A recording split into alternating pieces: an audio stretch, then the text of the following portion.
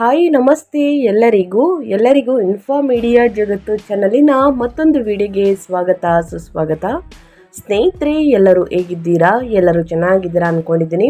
ನಾನು ಕೂಡ ತುಂಬಾ ಚೆನ್ನಾಗಿದ್ದೀನಿ. ಎಲ್ಲರೂ ಚೆನ್ನಾಗಿದ್ದೀರಾ ಅಂದ್ಕೊಂಡು ಭಾವಿಸ್ಕೊಂಡು ಇವತ್ತಿನ ಒಂದು ವಿಡಿಯೋನ ಶುರು ಮಾಡಿಬಿಡೋಣ. ಇವತ್ತಿನ ಒಂದು ವಿಡಿಯೋದಲ್ಲಿ ಮೇ 31ನೇ ತಾರೀಕು ಜ್ಯೇಷ್ಠ ಹುಣ್ಣಿಮೆ ಅಥವಾ ಪೂರ್ಣಿಮೆಯ ದಿನ ಸ್ನೇಹಿತರೆ. ಕಾರ ಹುಣ್ಣಿಮೆ ಎಂದು ಕೂಡ ಕರೆಯಲಾಗುತ್ತದೆ. ಈ ಹುಣ್ಣಿಮೆಯ ದಿನದಿಂದ ಕನ್ಯಾ ರಾಶಿಯವರ ಬದುಕು ಸಾಕಷ್ಟು ಬದಲಾವಣೆಯನ್ನು ನೋಡಬಹುದು. ಅದು ನಿಮ್ಮ ವ್ಯಾಪಾರದಲ್ಲಾಗಬಹುದು, ವ್ಯವಹಾರದಲ್ಲಾಗ್ಬೋದು, ಹಣಕಾಸಿನಲ್ಲಾಗ್ಬೋದು, ವೃತ್ತಿ ಜೀವನದಲ್ಲಾಗ್ಬೋದು, ನಿಮ್ಮ ಉದ್ಯೋಗದಲ್ಲಾಗ್ಬೋದು. ಏನೆಲ್ಲ ಬದಲಾವಣೆಗಳನ್ನು ನೋಡಲಿದ್ದೀರಿ, ಯಾವುದರ ಬಗ್ಗೆ ಎಚ್ಚರಿಕೆ ವಹಿಸಬೇಕು ಕನ್ಯಾ ರಾಶಿಯವರು ಅನ್ನೋದನ್ನ ಒಟ್ಟಾರೆಯಾಗಿ ತಿಳಿಸ್ಕೊಡ್ತೀನಿ. ಇದರ ಜೊತೆಗೆ ಸ್ನೇಹಿತರೆ, ಮೊದಲನೇದಾಗಿ ಈ ಹುಣ್ಣಿಮೆಯ ಮಹತ್ವವನ್ನು ತಿಳ್ಕೊಳ್ಬಿಡೋಣ. ನಂತರ ಈ ಹುಣ್ಣಿಮೆಯ ದಿನ ಏನೆಲ್ಲ ಪರಿಹಾರವನ್ನು ಮಾಡಬೇಕು ಅನ್ನೋದನ್ನು ಕೂಡ ತಿಳಿಸ್ಕೊಟ್ಬಿಡ್ತೀನಿ. ಇದನ್ನೆಲ್ಲ ಸಂಪೂರ್ಣವಾಗಿ ತಿಳ್ಕೊಂಡು ಸ್ನೇಹಿತರೆ, ಕನ್ಯಾ ರಾಶಿಯವರ ಭವಿಷ್ಯವನ್ನು ತಿಳ್ಕೊತಾ ಹೋಗೋಣ. ವ್ಯಾಪಾರ ವ್ಯವಹಾರದಲ್ಲಿ, ಹಣಕಾಸಿನಲ್ಲಿ, ವೃತ್ತಿ ಜೀವನದಲ್ಲಿ, ಉದ್ಯೋಗದಲ್ಲಿ ಏನೆಲ್ಲ ಬದಲಾವಣೆಗಳು ಕಂಡು ಬರಲಿದೆ, ಯಾವುದರ ಬಗ್ಗೆ ಮುನ್ನೆಚ್ಚರಿಕೆಗಳನ್ನು ತೆಗೆದುಕೊಳ್ಬೇಕು ಕನ್ಯಾ ರಾಶಿಯವರು ಅನ್ನೋದನ್ನ ನೋಡ್ತಾ ಹೋಗೋಣ. ಇದನ್ನೆಲ್ಲ ತಿಳ್ಕೊಬೇಕು ಅಂದರೆ ಎಲ್ಲೂ ಕೂಡ ವಿಡಿಯೋನ ಸ್ಕಿಪ್ ಮಾಡಬಾರ್ದು. ಅಂದರೆ ವಿಡಿಯೋನ ಕಟ್ ಮಾಡಿ ಓಡಿಸ್ಕೊಂಡು ಹೋಗಿ ನೋಡ್ತೀರಾ, ಇದು ಫುಲ್ ಇನ್ಫಾರ್ಮೇಷನ್ ಯಾರಿಗೂ ಕೂಡ ಅರ್ಥ ಆಗಲ್ಲ. ಸೊ ಹಾಗಾಗಿ ಎಲ್ಲ ವಿಡಿಯೋದಲ್ಲೂ ತಿಳಿಸ್ತಾ ಇರ್ತೀನಿ. ಮೊದಲಿಂದ ಕೊನೆ ತನಕ ವಿಡಿಯೋನ ವಾಚ್ ಮಾಡಿ. ವಿಡಿಯೋದಲ್ಲಿ ಒಳ್ಳೆ ಮಾಹಿತಿ ಸಿಕ್ಕಿದ್ದಲ್ಲಿ ತಪ್ಪದೆ ವಿಡಿಯೋಗೊಂದು ಲೈಕ್ ಕೊಟ್ಟು, ಇನ್ನೂ ನನ್ನ ಚಾನಲ್ನ ಸಬ್ಸ್ಕ್ರೈಬ್ ಮಾಡ್ಕೊಳ್ದೇ ನೋಡ್ತಿದ್ರೆ ದಯವಿಟ್ಟು ಇನ್ಫಾ ಮೀಡಿಯಾಗೆ ಸಬ್ಸ್ಕ್ರೈಬ್ ಆಗಿ ನಿಮ್ಮ ಅಭಿಪ್ರಾಯಗಳನ್ನು ಕಮೆಂಟ್ ಬಾಕ್ಸಲ್ಲಿ ತಿಳಿಸಿ. ಓಂ ನಮಃ ಶಿವಾಯ ಅಂತ ಕಮೆಂಟ್ ಮಾಡಿ. ಶಿವನ ಅನುಗ್ರಹದಿಂದ ನಿಮ್ಮ ಜೀವನದಲ್ಲಿರುವ ಕಷ್ಟಗಳು, ಸಮಸ್ಯೆಗಳು, ಅಡಚಣೆಗಳು, ತೊಂದರೆಗಳು ಎಲ್ಲವೂ ಕೂಡ ಸಂಪೂರ್ಣವಾಗಿ ನಿವಾರಣೆಯಾಗಲಿ ಅಂತ ಕೇಳ್ಕೊತಾ ತಡ ಮಾಡೋದು ಬೇಡ, ವಿಡಿಯೋದ ಕಡೆ ಗಮನ ಕೊಟ್ಬಿಡೋಣ. ಮೊದಲನೇದಾಗಿ ಜ್ಯೇಷ್ಠ ಹುಣ್ಣಿಮೆ ಹಿಂದೂ ಧರ್ಮದಲ್ಲಿ ಅತ್ಯಂತ ಪವಿತ್ರವಾದಂತಹ ದಿನವಾಗಿದೆ ಅಂತಲೇ ಹೇಳಬಹುದು. ಈ ದಿನದಂದು ವಿಷ್ಣು ಮತ್ತು ಲಕ್ಷ್ಮೀ ದೇವಿಯನ್ನ ಪೂಜಿಸುವುದು, ವ್ರತವನ್ನು ಆಚರಿಸುವುದು ಮತ್ತು ದಾನ ಮಾಡುವುದರಿಂದ ವಿಶೇಷ ಪುಣ್ಯ ಹಾಗೂ ಸಂಪತ್ತು ಪ್ರಾಪ್ತಿಯಾಗುತ್ತದೆ ಎಂದು ನಂಬಲಾಗಿದೆ ಸ್ನೇಹಿತರೆ. ಇನ್ನು ಜ್ಯೇಷ್ಠ ಹುಣ್ಣಿಮೆಯ ಮಹತ್ವ ಮತ್ತು ಆಚರಣೆಗಳನ್ನು ತಿಳಿಸ್ಕೊಟ್ಬಿಡ್ತೀನಿ. ಮೊದಲನೇದಾಗಿ ಲಕ್ಷ್ಮೀನಾರಾಯಣ ಪೂಜೆ ಅಂತಂದರೆ ಸ್ನೇಹಿತರೆ, ಲಕ್ಷ್ಮೀನಾರಾಯಣ ಪೂಜೆಯಿಂದ ಸ್ನೇಹಿತರೆ ಈ ದಿನ ಸಂಪತ್ತಿನ ದೇವತೆಯಾದಂತಹ ಲಕ್ಷ್ಮಿ ಮತ್ತು ಭಗವಾನ್ ವಿಷ್ಣುವನ್ನು ಪೂಜಿಸುವುದರಿಂದ ಮನೆಯಲ್ಲಿ ಆರ್ಥಿಕ ಸಮಸ್ಯೆಗಳು ದೂರವಾಗುತ್ತದೆ. ಕಷ್ಟಗಳು, ಸಮಸ್ಯೆಗಳು, ಅಡಚಣೆಗಳು, ತೊಂದರೆಗಳು ಎಲ್ಲವೂ ಕೂಡ ನಿವಾರಣೆಯಾಗಲಿದೆ ಅಂತಲೇ ಹೇಳಬಹುದು. ಇದರ ಜೊತೆಗೆ ಸ್ನೇಹಿತರೆ, ವಟ ಸಾವಿತ್ರಿ ಅವರ ವ್ರತವನ್ನು ಮಾಡಲಾಗುತ್ತದೆ. ಈ ದಿನ ಕೆಲವು ಪ್ರದೇಶಗಳಲ್ಲಿ ಜ್ಯೇಷ್ಠ ಹುಣ್ಣಿಮೆಯ ದಿನದಂದು ವಟ ಸಾವಿತ್ರಿ ವ್ರತವನ್ನು ಆಚರಿಸಲಾಗುತ್ತದೆ. ಈ ದಿನ ಮಹಿಳೆಯರು ತಮ್ಮ ಪತಿಯ ಅಂತಂದರೆ ಅವರ ಗಂಡನ ದೀರ್ಘಾಯುಷಕ್ಕಾಗಿ ಅರಳಿ ಮರಕ್ಕೆ ಅಥವಾ ಆಲದ ಮರಕ್ಕೆ ಪೂಜೆಯನ್ನು ಸಲ್ಲಿಸುತ್ತಾರೆ ಕೆಲವು ಕಡೆ ಸ್ನೇಹಿತರೆ, ಕೆಲವು ಪ್ರದೇಶಗಳಲ್ಲಿ.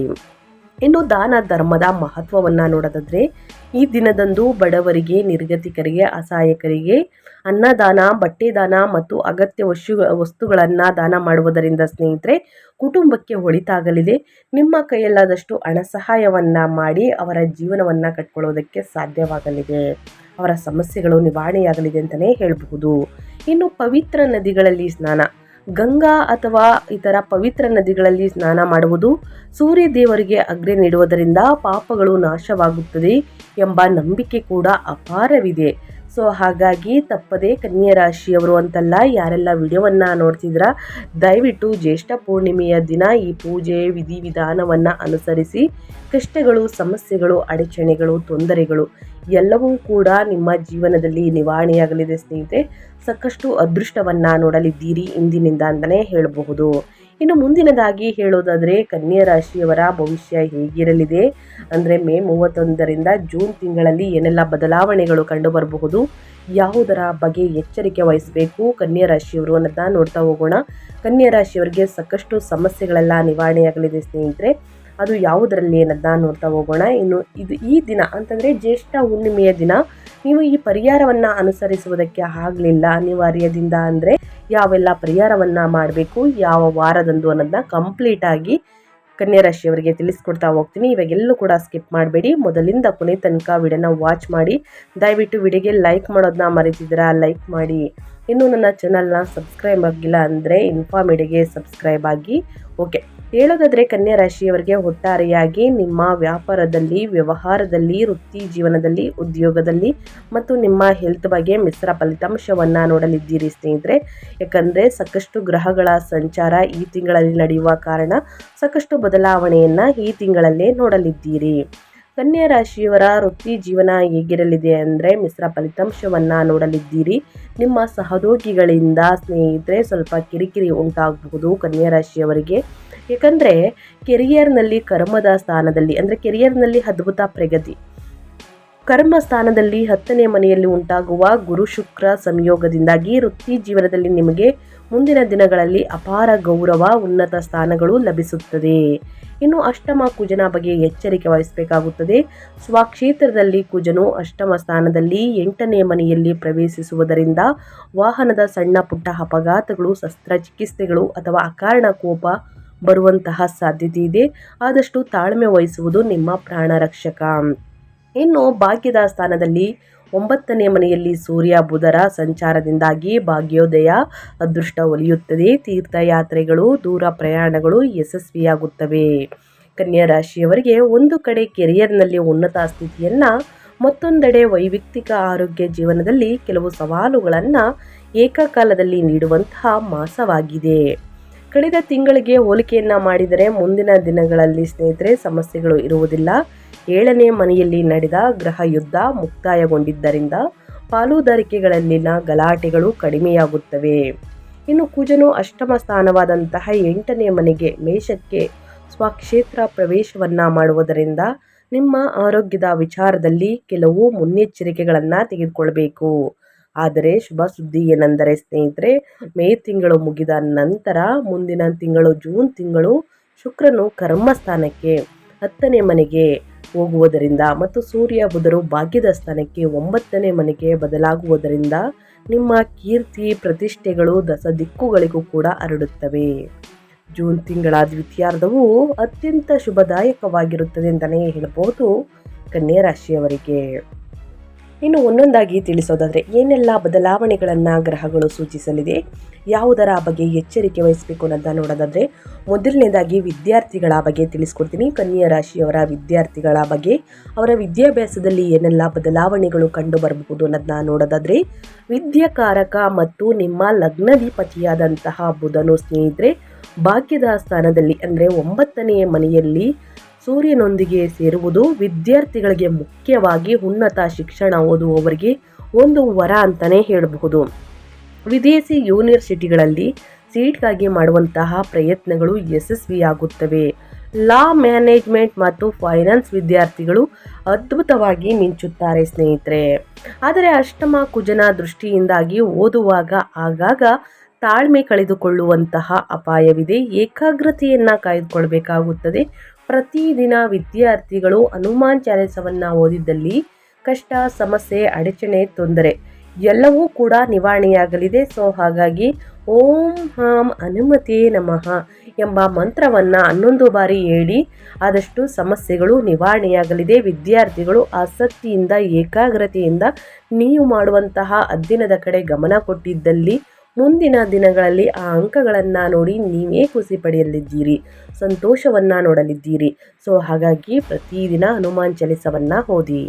ಇನ್ನು ಸಂಬಂಧಗಳ ಬಗ್ಗೆ ಹೇಳೋದಾದರೆ, ಕುಟುಂಬದ ಬಗ್ಗೆ ಹೇಳೋದಾದರೆ, ವೈಯಕ್ತಿಕ ಒಟ್ಟಾರೆಯಾಗಿ ನಿಮ್ಮ ಫ್ಯಾಮಿಲಿ ಬಗ್ಗೆ ಹೇಳೋದಾದರೆ ಸಪ್ತಮ ಸ್ಥಾನದಲ್ಲಿ ಶನಿ ಇರುವುದರಿಂದ ಜೀವನ ಸಂಗಾತಿಯೊಂದಿಗಿನ ಸಂಬಂಧಗಳು ಸ್ವಲ್ಪ ಸಪ್ಪೆಯಾಗಿ ಅಥವಾ ಜವಾಬ್ದಾರಿಯುತವಾಗಿ ಅನಿಸುತ್ತದೆ.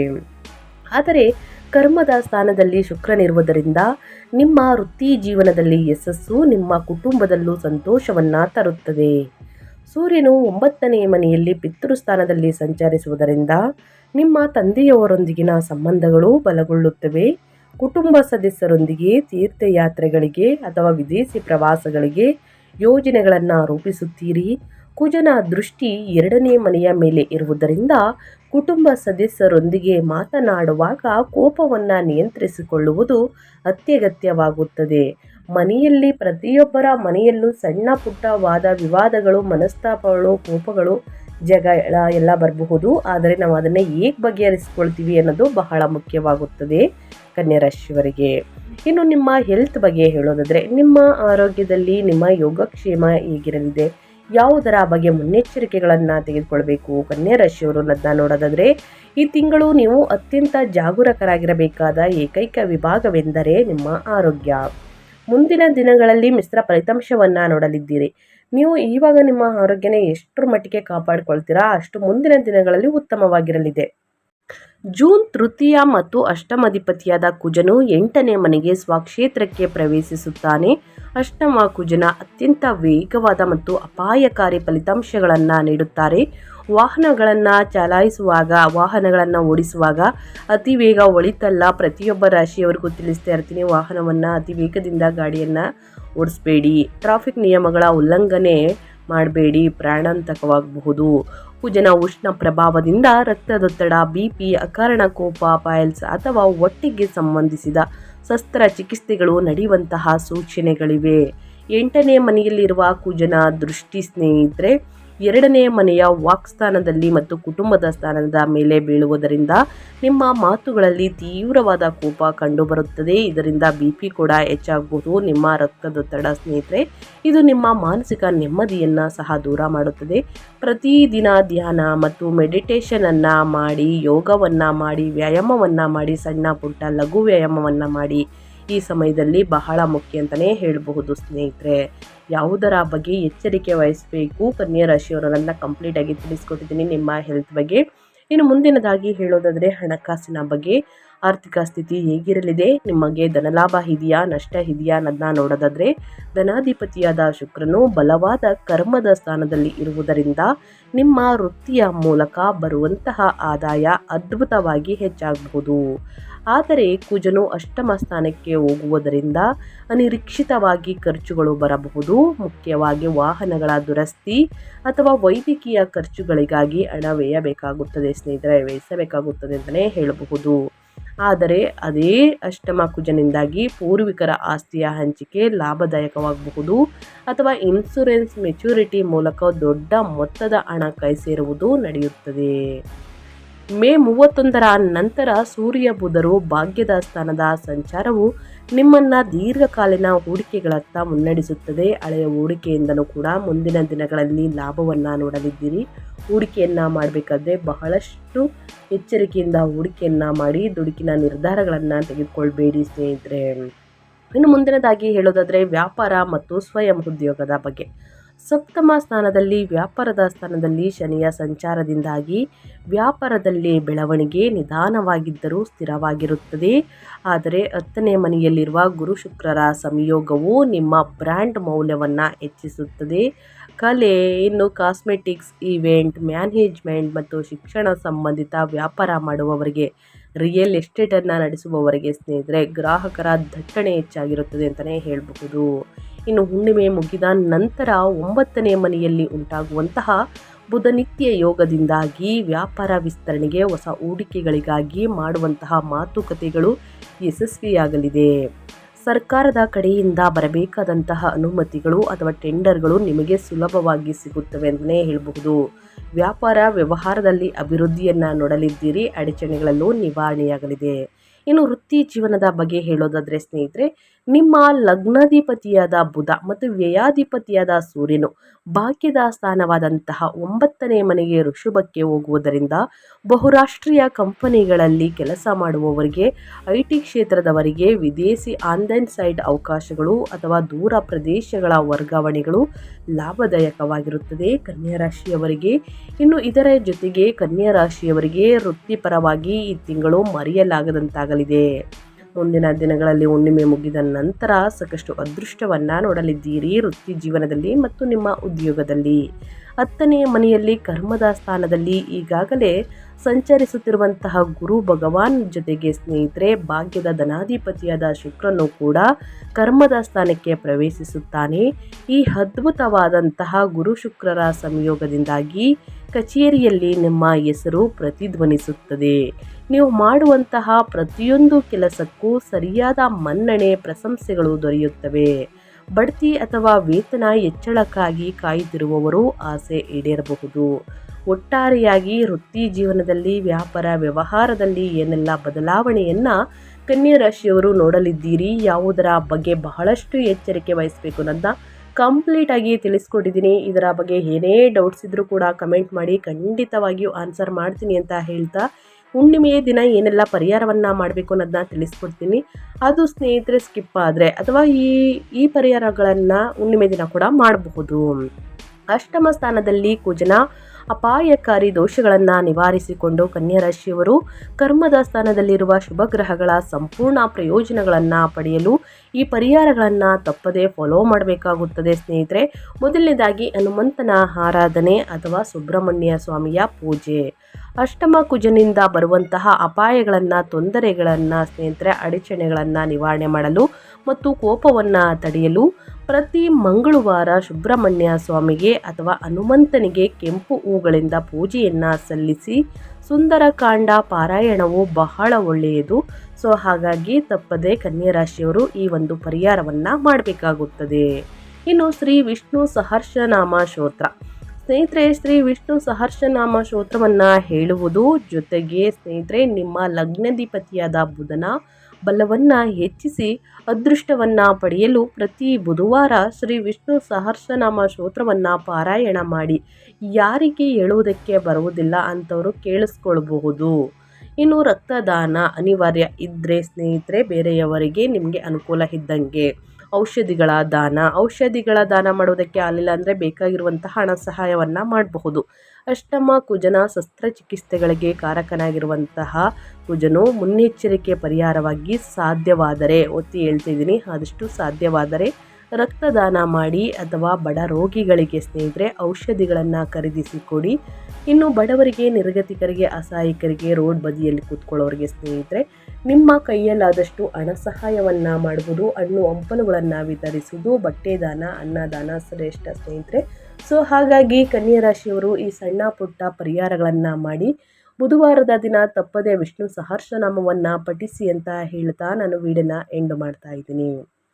ಇವತ್ತಿನ ಒಂದು ವಿಡಿಯೋದಲ್ಲಿ ಸಂಪೂರ್ಣ ಮಾಹಿತಿ ಸಿಕ್ಕಿದ್ದಲ್ಲಿ ಕನ್ಯಾ ರಾಶಿಯವರಿಗೆ ಈ ವಿಡಿಯೋ ಯೂಸ್ಫುಲ್ ಅನಿಸಿದ್ದಲ್ಲಿ ದಯವಿಟ್ಟು ವಿಡಿಯೋಗೆ ಲೈಕ್ ಮಾಡೋದನ್ನ ಮರೆತಿದ್ದೀರಾ, ಲೈಕ್ ಮಾಡಿ.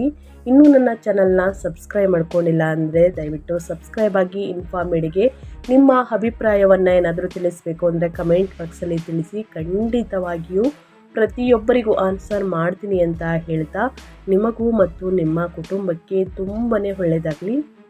ಮತ್ತೊಂದು ವಿಡಿಯೋ ಜೊತೆ ಮತ್ತೊಂದು ಹೊಸ ಭವಿಷ್ಯದಲ್ಲಿ ಸಿಗ್ತೀನಿ. Thank you for watching.